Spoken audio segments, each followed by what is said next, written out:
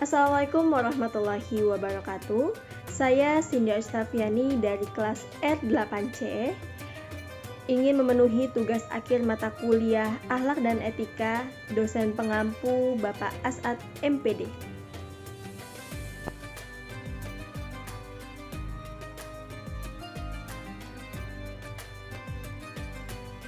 Untuk materi yang pertama, kita akan membahas tentang etika Islam dalam demokrasi dan penegakan hukum.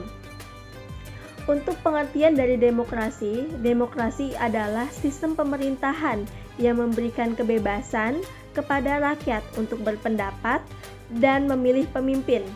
Dalam Islam, demokrasi disesuaikan dengan nilai-nilai syariat. Untuk demokrasi, yaitu kriteria kepemimpinan dalam Islam, pemimpin itu harus memiliki sifat yang adil, jujur, amanah, dan bertanggung jawab. Harus mengutamakan kepentingan umatnya, bukan hanya kepentingan pribadinya saja.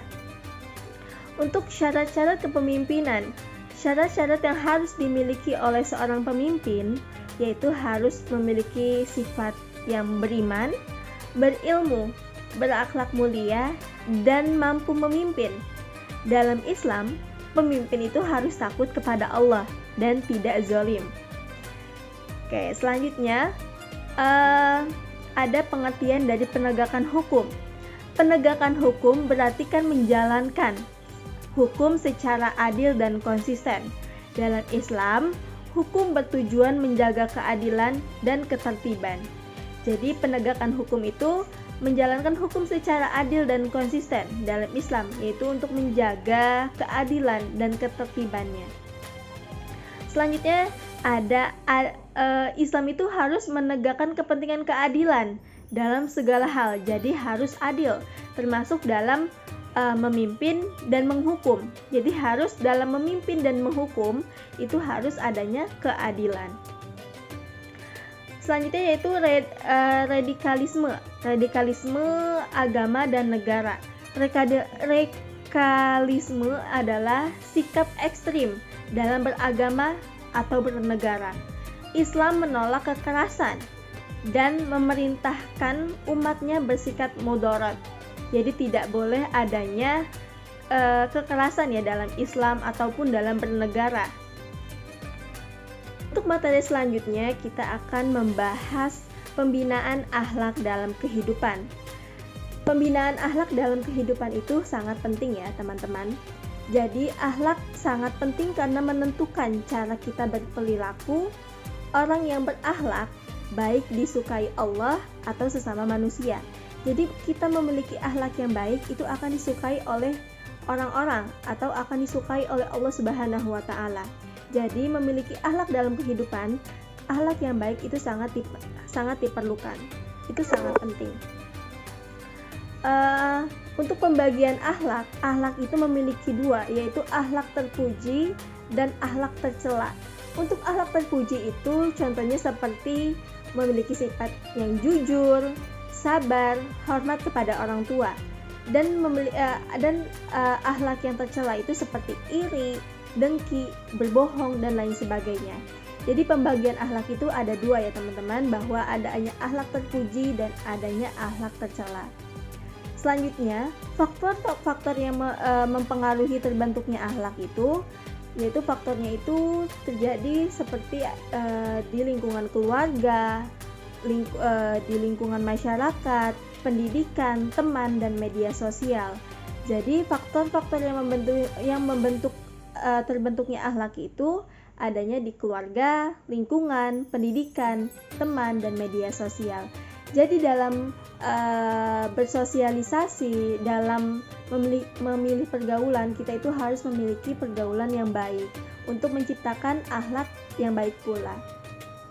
Untuk metode pembinaan akhlak, yaitu kita melalui pendidikan agama. Jadi pendidikan agama itu sangat diperlukan untuk membentuk pembinaan akhlak yang baik.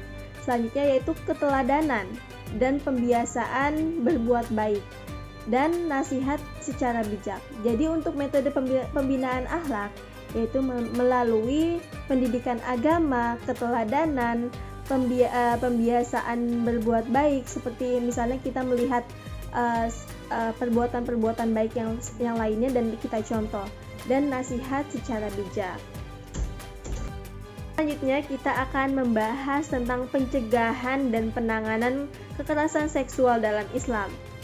Sudah kita ketahui ya bahwa teman-teman, baik di lingkungan masyarakat, di televisi, atau di media sosial, kekerasan seksual itu sangat banyak dilakukan oleh masyarakat gitu, terutama oleh laki-laki kepada perempuan. Nah, Islam itu sangat melarang untuk melarang adanya kekerasan seksual, karena harus dilindungi gitu dari perbuatan kekerasan. Jadi korban itu harus dilindungi dan pelakunya itu harus dihukum agar seorang pelaku itu dapat jera gitu. Nah, bentuk-bentuk tindakan kekerasan seksual dalam Islam itu contohnya itu seperti adanya pelecehan, ya sudah kita lihat banyak di masyarakat atau di media sosial, bahkan di televisi juga banyak penayangan seperti itu ya. Langsung pemaksaan, tindakan tak senonoh yang merusak kehormatan, itu adalah bentuk-bentuk kekerasan seksual. Maka Islam itu melarang adanya kekerasan seksual.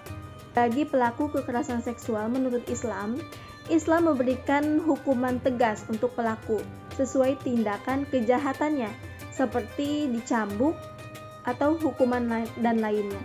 Hukuman cambuk itu berlaku di Arab Saudi ya teman-teman, dan mungkin ada di Aceh.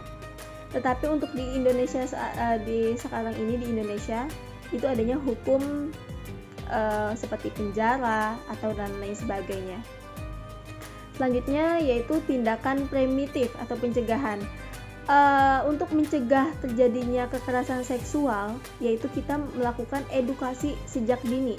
Jadi kita mengajarkan tentang bahayanya kekerasan seksual kepada anak-anak remaja atau lain sebagainya. Yaitu selanjutnya menjaga pergaulan. Kita harus menjaga pergaulan anak-anak. Khususnya untuk kita itu harus pintar-pintar dalam memilih pergaulan. Kalau kita salah memilih pergaulan, kita itu akan akan terjadinya kekerasan kepada kita. Yaitu pergaulan itu sangat dipentingkan atau sangat dibutuhkan dalam memilih pertemanan. Selanjutnya kita itu menutup aurat, khususnya untuk seorang wanita, karena memang banyak sekali ya kekerasan yang dilakukan oleh wanita, kekerasan yang dilakukan oleh laki-laki kepada wanita. Nah, jadi kita sebagai wanita harus menutup aurat agar apa? Agar terhindar dari perilaku kekerasan seksual yang ada di luar sana. Selanjutnya yaitu membiasakan sikap saling menghormati. Kalau kita memiliki sikap yang saling menghormati, kita juga akan dihormati oleh orang lain. Untuk itu, kita harus melindungi diri kita dari kekerasan yang ada di luar sana, khususnya kekerasan seksual. Seperti itu. Mungkin itu saja yang dapat saya sampaikan. Kurang lebihnya mohon maaf. Wassalamualaikum warahmatullahi wabarakatuh.